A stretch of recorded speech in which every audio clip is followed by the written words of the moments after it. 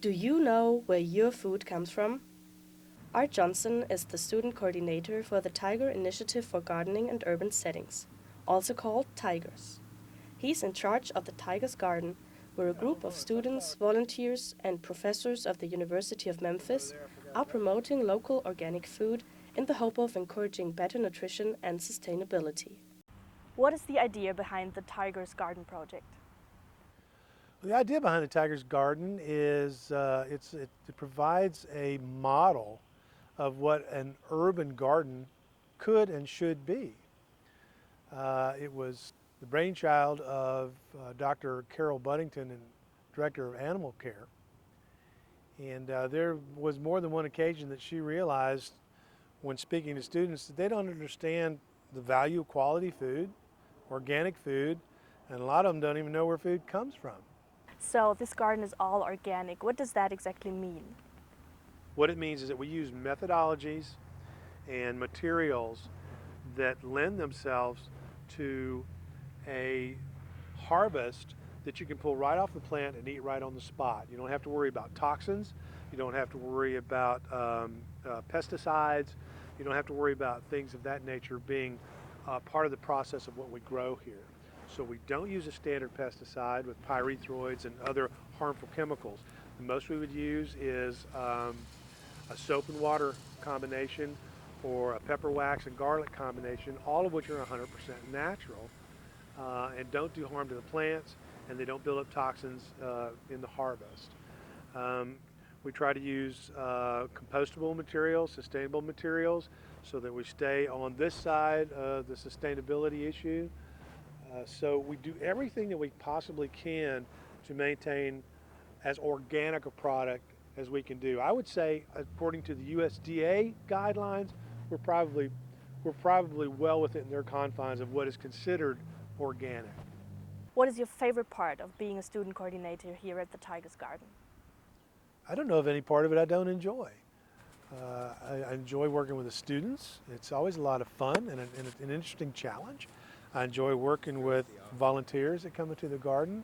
I enjoy the physical aspect of the work. Helps keep me in shape and keeps me outdoors. There's days when I don't care for that, when it's mighty cold, mighty rainy. Plus I get to instruct as well as learn from so many people. So I don't know if there's any way that I can actually say there's any part of it that's absolutely my favorite. Although on a day like today, when the temperature's perfect and the sun's out and it's a really beautiful day, I think that would probably rate real high on the list. So what kind of plants and crops do you have here? So we have a lot of stuff going on in the greenhouse. Tomatoes, squash, zucchini, peppers, and things like that getting ready to come into the garden. We have a few things started out here. We planted some peas last week. We've got some hops growing. We've got strawberries that just kind of sit in the garden, take care of their own business every year. And we've got asparagus, which manages its own self every year. And we just started some grape plants right here under the shade structure. And we've got some herbs that are already started, apple balm, lemon balm. There's nothing we won't try to grow if we have space for it, because it's interesting. It makes for a much more diverse audience that comes to enjoy what we do here. Who is invited to work here and to harvest crops? The garden belongs to everyone. When we collect the green fee, the idea is to provide a model and an opportunity for everyone who takes part in the garden or is even interested in the garden to learn and benefit from it. So it's for everybody. What is it that the students learn here? The students can learn, first of all, how to work together to make something that benefits everyone. They can learn the techniques of vegetable and herb gardening. They can learn the techniques of urban gardening, which is different than your standard growing things out of the ground gardening, which I guess would just be called agriculture.